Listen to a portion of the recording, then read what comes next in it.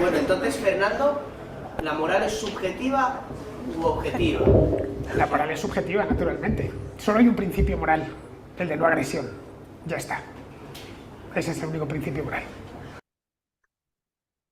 Hola amantes del debate, soy el polemista y os traigo la polémica nuestra de cada día. No, Fernando, no. La moral no es subjetiva, o al menos no es tan subjetiva como para hacer el relativismo moral. Además, fijaos en una cosa. No puedes decir es subjetiva y luego decir el único principio moral es el principio de no agresión.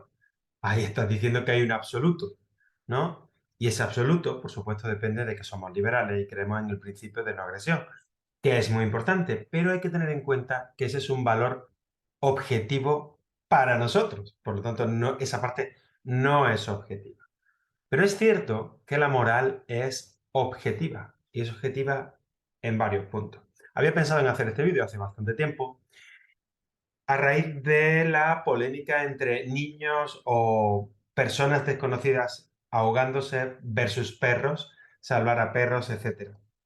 Y es que quería hacer este vídeo, me he apoyado en la inteligencia artificial y varios casos que yo conocía para elaborar. Así que voy a empezar a seguir el guión, para no hacerme lío y no tener que repetirlo 1.000.000 de veces, ¿de acuerdo?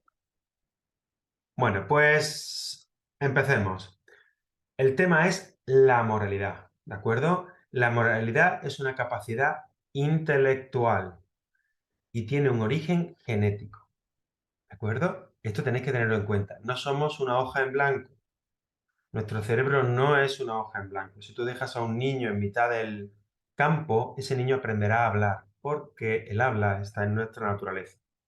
También tendremos valores morales, porque somos seres sociales y necesitamos la moralidad, una serie de conductas que creemos que ayudarán al grupo a crecer o dejar de crecer. El objetivo del vídeo es explorar la moralidad en animales, su variabilidad en sociedades, su relación con la selección natural y sus conexiones con las leyes y normas. Por eso he hablado de este vídeo de Fernando, al cual ya sabéis que adoro, pero que no estoy en nada de acuerdo con que la moralidad no tiene que ver con las leyes. Por supuesto que tiene que ver con las leyes. Toda interacción humana tiene que ver con las leyes. Una vez más, os recuerdo que leáis el libro La mente de los justos de Jonathan Haidt. En él habla de cómo la moralidad está mucho antes que la razón, cómo la moralidad afecta a nuestras decisiones mucho más, porque la moralidad afecta a nuestras reacciones más primarias, ¿de acuerdo? Entonces, quería hablaros primero de la moralidad en animales. Sí, los animales, igual que tienen inteligencia, no inteligencia humana, pero sí inteligencia, también tienen moralidad. Quería mencionar una serie de experimentos que se hacen con animales. No es solamente que los animales tengan ciertos valores, ciertos comportamientos que han conseguido sobrevivir a lo largo del tiempo para hacer su grupo mayor, como por ejemplo manadas de perros, o de lobos, perdón, en los que estos lobos, bueno, pues se seleccionan de una jerarquía y una moralidad adecuada. Es decir, se emparejan de por vida, cosas de ese tipo. Tienen una especie de comportamiento en lo que consideran ellos es algo bueno para el grupo o malo para el grupo. La moralidad siempre está relacionada con eso. Pero un buen ejemplo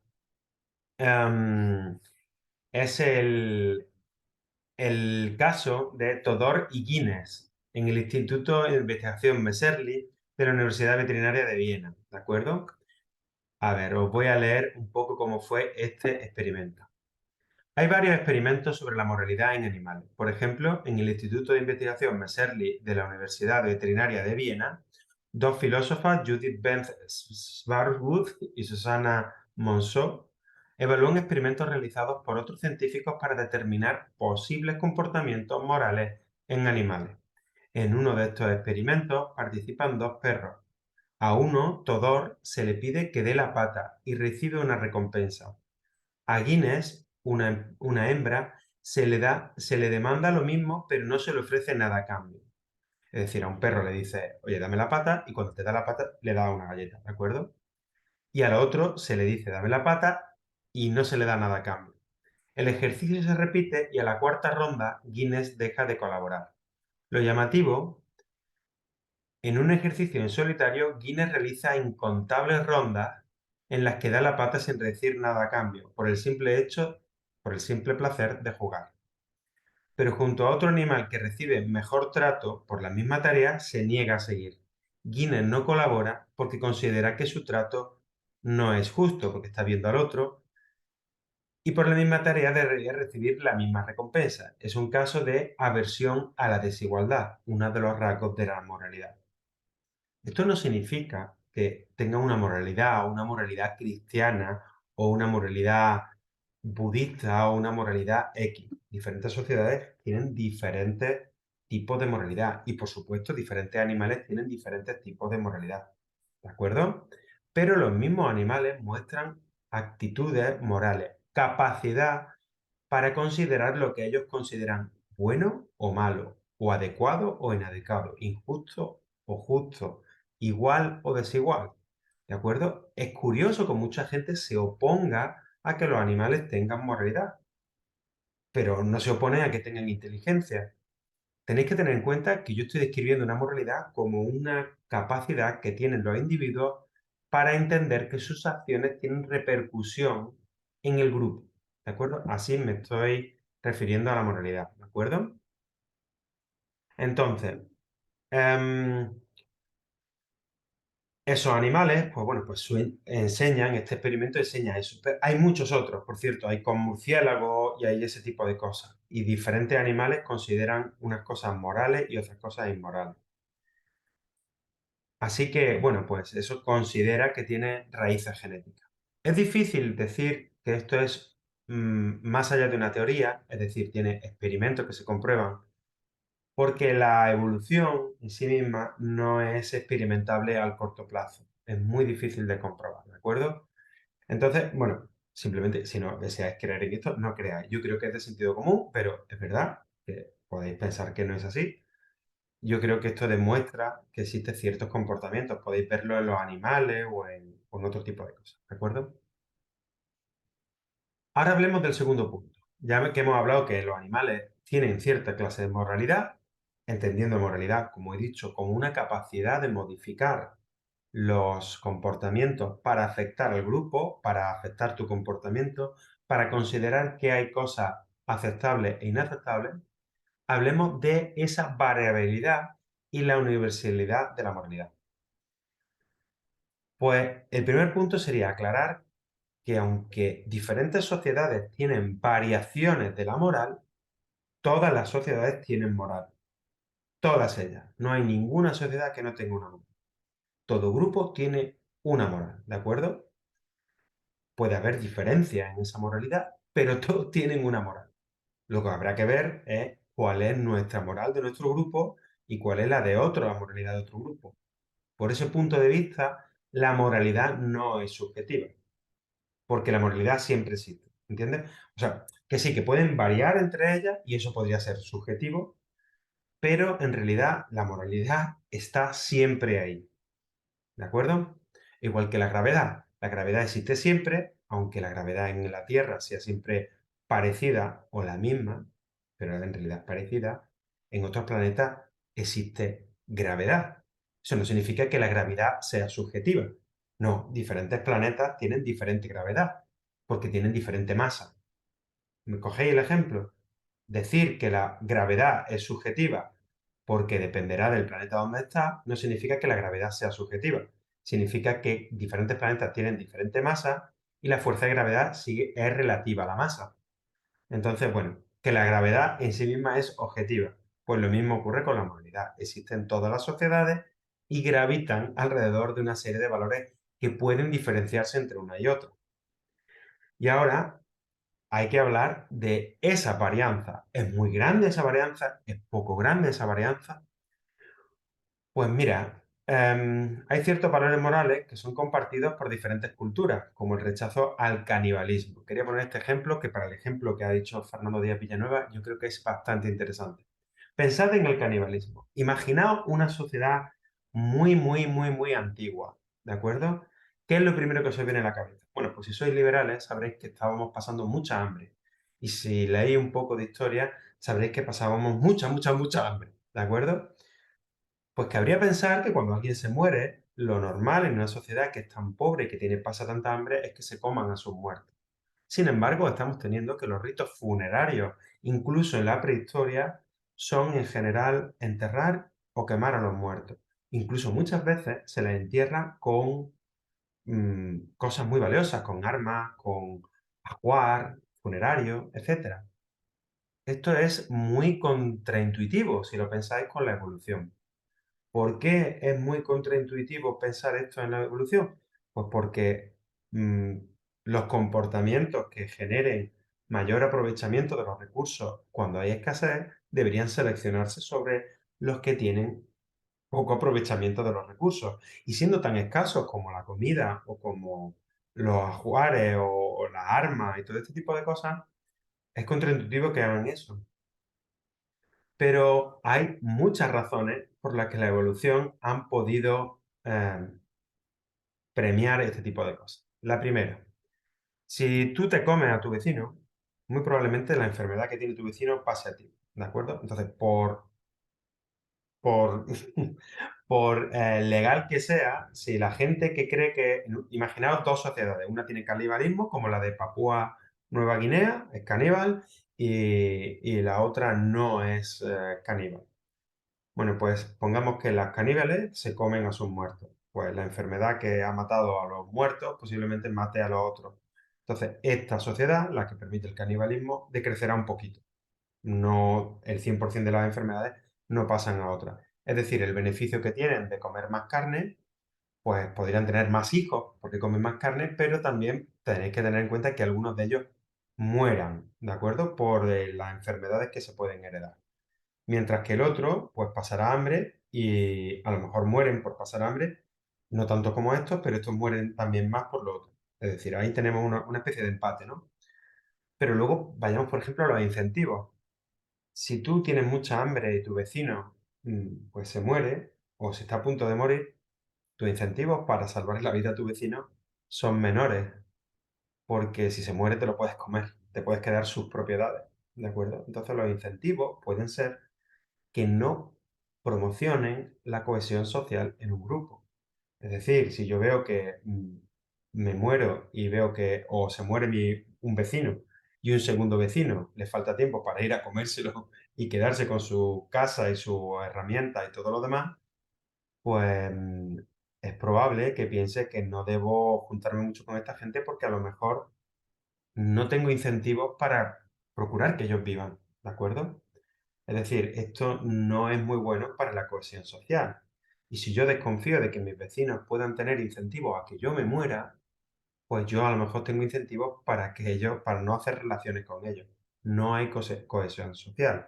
En esta sociedad donde se permite el canibalismo, hay incentivos para dejar que tu vecino muera porque me lo puedo comer.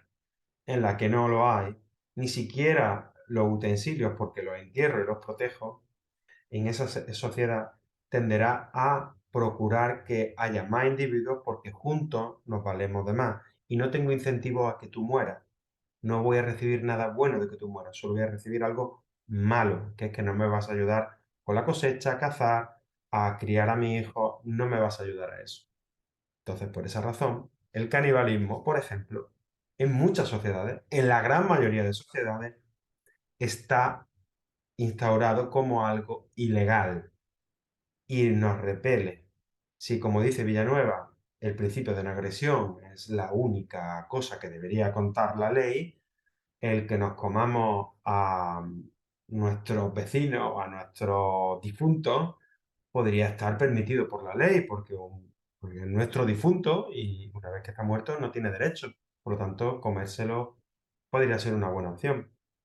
Pero bueno, quiero poner ejemplos de otro tipo. Imaginaos que de los abortos, que se permite hasta las 3 semanas, hasta los 3 meses, pues de los abortos, pues permitimos vender esos fetos abortados.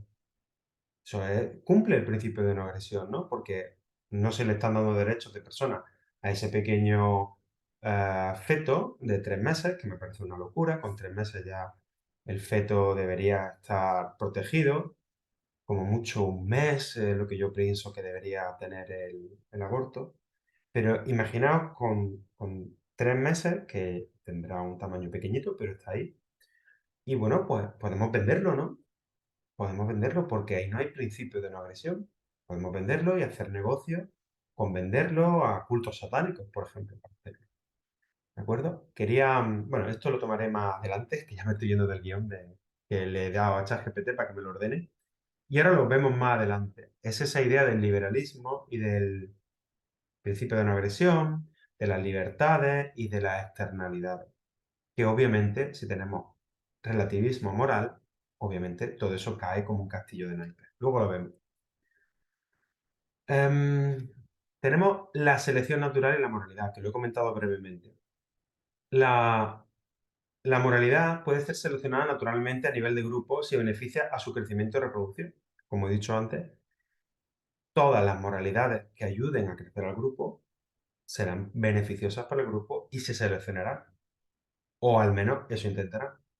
Cuando hablamos de sociedades en las que se hacen sacrificios humanos, dicen esto no favorece al grupo. Bueno, tenéis que pensar que el objetivo de los sacrificios es básicamente beneficiar al grupo, para que llueva más y haya mejor cosecha, por ejemplo. El objetivo nunca es hay que matar a esto porque es matarlo está bien de por sí, no.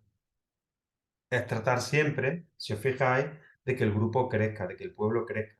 Porque incluso los tiranos más grandes saben que necesitan soldados fuertes en su sociedad para mantener ese poder. ¿De acuerdo? Entonces, el objetivo siempre es, aunque sea equivocado, eso es lo que buscan este tipo de sacrificios humanos. Mencionar que las moralidades, con características en común como la generosidad y el egoísmo, pueden surgir debido a la selección natural. Claro, ¿qué es lo bueno en todas las sociedades? Pues el individuo que sacrifica cosas individuales a favor del grupo. Eso es lo que en todas las sociedades se ve como algo bueno. El ejemplo más paradigmático, bueno, paradigmático no, pero el ejemplo más evidente de todo esto es, por ejemplo, el mártir. El mártir llega a dar incluso su propia vida a favor del grupo. Sacrifica su vida, todo lo que tiene, a favor del grupo. Ahora, siempre pongo este ejemplo, imaginad la familia del mártir. A que la familia del mártir no lo verá tan bien. Imaginaos un mártir que entra a un edificio en llamas, salva a 20 niños, pero él muere. Para la comunidad será un verdadero héroe. Pero para los padres del niño, del héroe que ha entrado, los hijos del héroe que ha entrado en el incendio a salvar a los niños, dirán, sí, sí, a mí me parece muy bien que haya salvado a 20 niños, pero la mujer se ha quedado sin marido, eh, a lo mejor no tienen con qué alimentar a sus hijos se han quedado sin padre y por culpa de esa heroicidad, para ellos su padre no es tan bueno que hiciera eso, porque para ellos la comunidad les ha robado un padre y para ellos han perdido más que el resto. Es decir, a nivel individual, una persona egoísta pues es siempre una persona mala, moralmente mala, una persona que es capaz de, con tal de salvar un euro, dejar morir a una persona, es una persona mala, porque el egoísmo es malo, y lo es en todas las sociedades, ¿de acuerdo? Esto lo veis en muchísimas situaciones, ponéis cualquier ejemplo en cualquier sociedad y veréis que los héroes siempre son aquellos que van más allá del valor, que luchan por su sociedad, por su grupo, por su tribu. Lo veréis y es una constante en todas. En ese aspecto, la moralidad es objetiva. Siempre va a favorecer a ciertos grupos. Puede haber decisiones de grupos en los cuales pues, hay guerras y las guerras civiles son precisamente eso. Yo tengo unos grupos y quiero promocionar mi grupo y el otro grupo quiere promocionar su grupo. Y entonces sus intereses de grupo entran en conflicto. Así es como una especie de sistema operativo de cada grupo. Sí, porque grabando me va a ser muy largo, pero que os guste, porque la verdad es que os llevo un tiempo sin vídeo y espero que no se os haga largo. Quería reflexionar con vosotros, podéis mandarme a freír espárragos, pero yo lo considero bastante interesante. Y ahora lleguemos al punto de la moralidad de las leyes. Las leyes, cuando una sociedad, a ver, si dos personas caen en una isla desierta, ellos mismos se entenderán, intentarán hacer unas normas de comportamiento, de colaboración, y cuando tengan un problema el uno con el otro se lo dirán. Si el grupo es de 10 personas, empezarán a distribuirse el trabajo, a hacer ciertas normas para colaborar juntos. Quien haya visto la serie Lost le gustará bastante el tema este. Y harán esas normas. Pero ahora imaginaos que en una isla desierta o en un apocalipsis zombie, ¿de acuerdo? Hay 50.000 personas, que es una superciudad de la antigüedad. Ahora es un pueblo, pero antiguamente era una superciudad. Ahí necesitas empezar a escribir normas. Y esas normas siempre, y fijaos lo que os digo, siempre, siempre, siempre reflejan los valores morales de la mayoría del grupo. Siempre. Es decir, esos valores morales están ahí, objetivamente ahí. Por eso, para nosotros, que una mujer no pueda realizar ciertas cosas, los derechos humanos, es una cosa que a nosotros se nos revuelven las tripas. Pero a alguien pues, puede decir, pues yo no lo veo así. No veo los derechos humanos como algo moral, porque considero que la mujer tiene que estar en la cocina, o vete tú a saber este tipo de cosas, ¿no? Esos valores morales no son universales y por lo tanto el principio de no agresión que decía Fernando al principio es un valor moral y tú lo que quieres es que tu valor moral esté arriba, que es el principio de no agresión. Ojo, que yo lo comparto, pero tienes que darte cuenta de que ese valor moral no es el único ni el principal. Eso dependerá de ti. En general, ese valor moral dependerá de que la sociedad lo vea como generoso y beneficioso para la sociedad o no.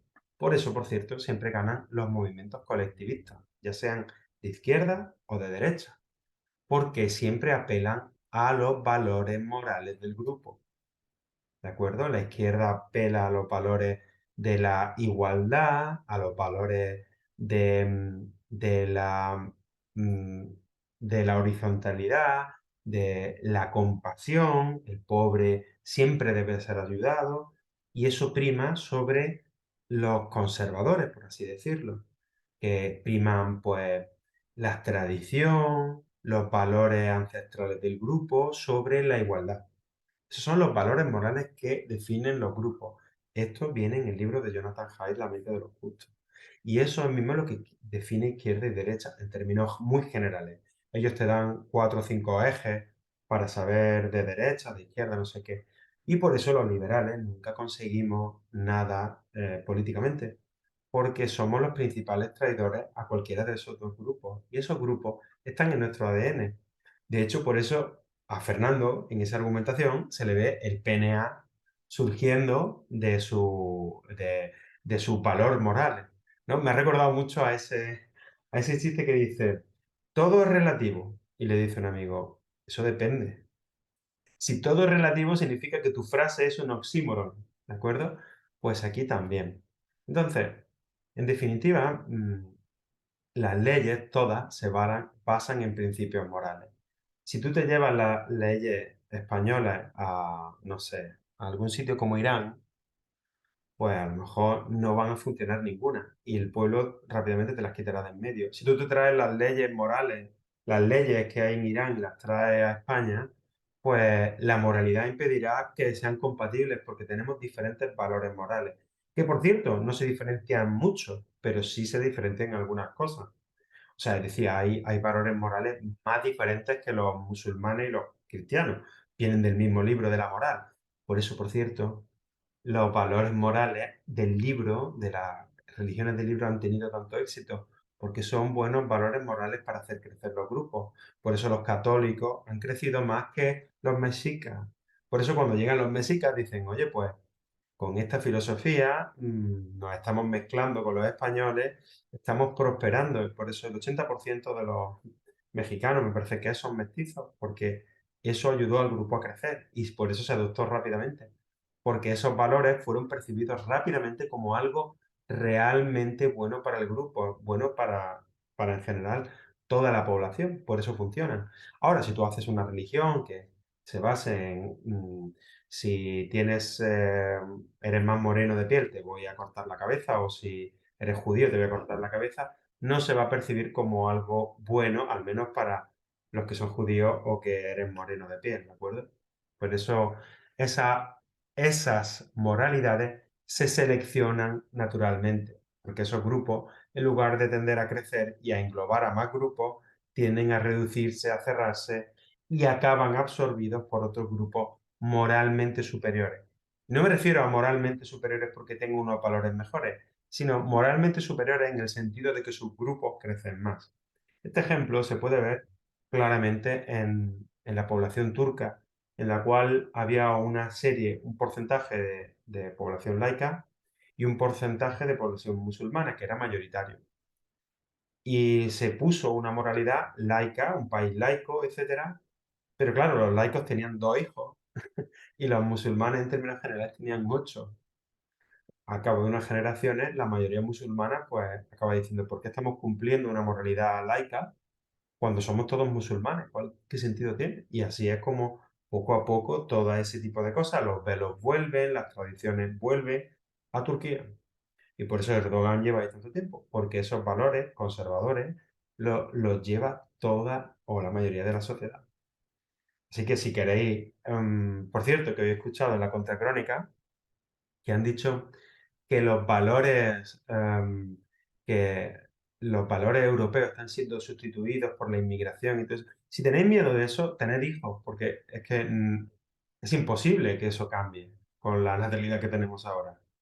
Si tú tienes 2 hijos y necesitamos gente que, no sé, que lleve un uniforme, o que sean policías, o enfermeras, o programadores, o que estén recolectando frutas, o que estén conduciendo autobuses, vamos a necesitar jóvenes.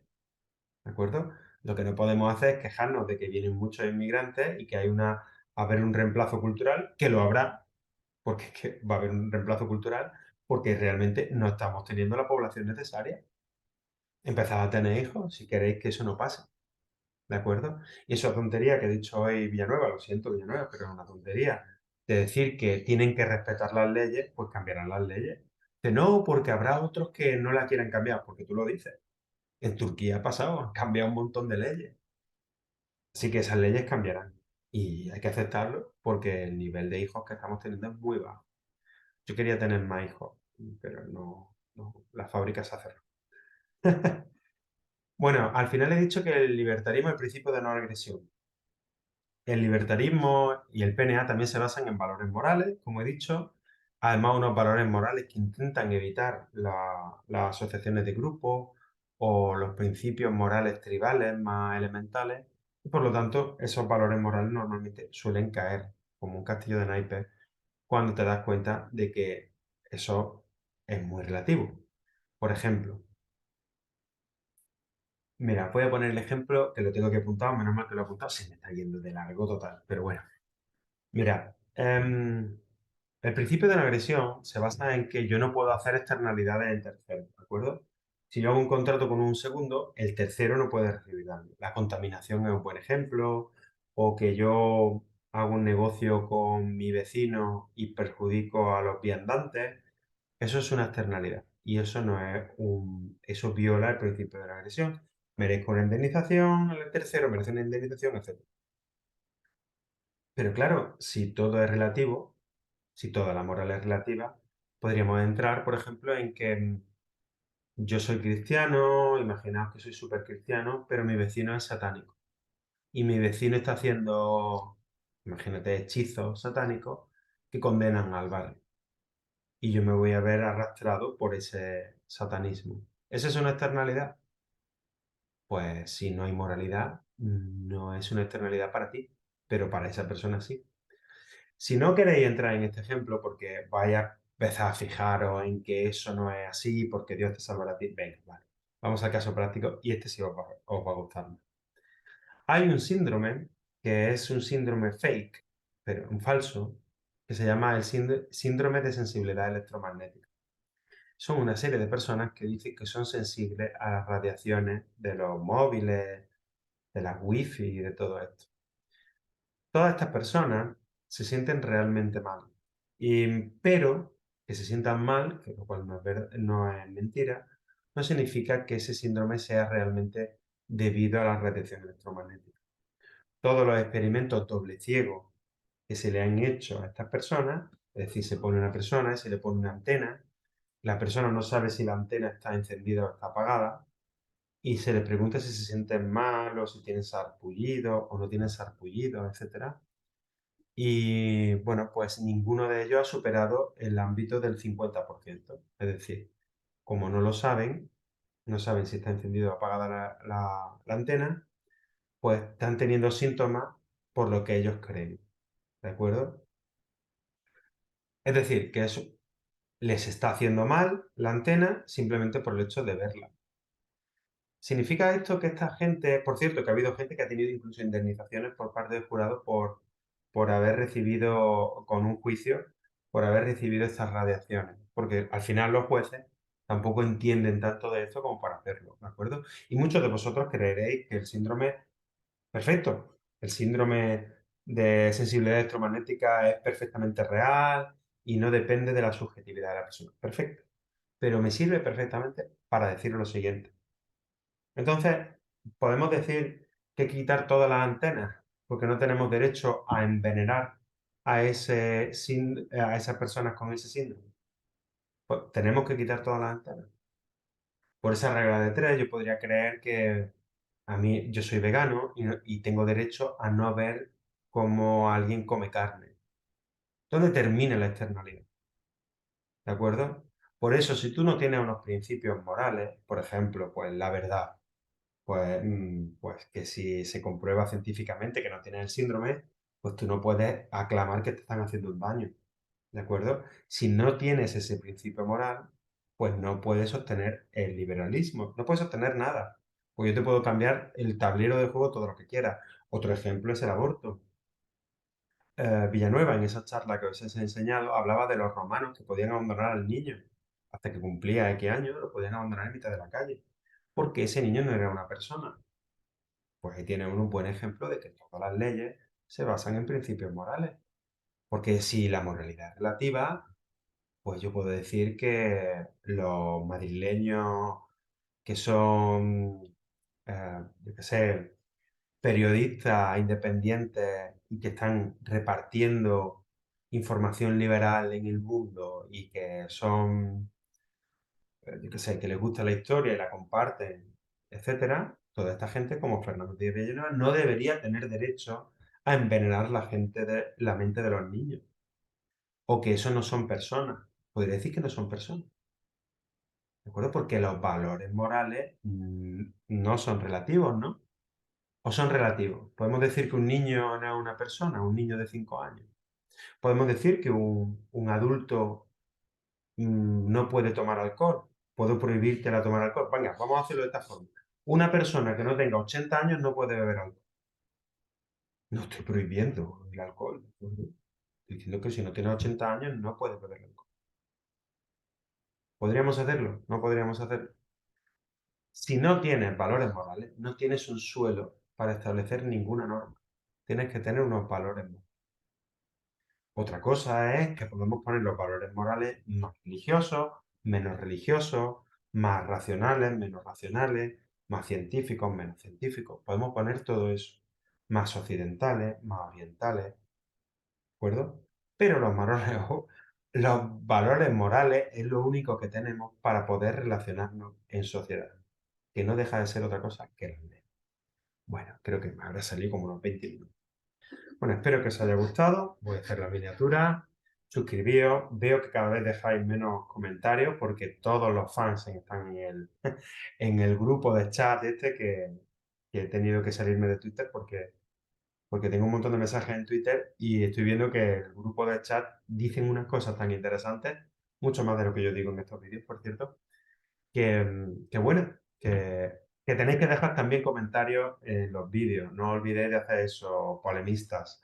El canal de Telegram es t.me/elpolemista o buscad en Telegram el polemista y os podéis unir y solicitar temas que os resulten interesantes. Yo he intentado hacer este vídeo lo más interesante posible, sea un poco largo. No quiero emplear mucho tiempo con eso. Un saludo, un abrazo y os deseo lo mejor y nos vemos en la próxima polémica.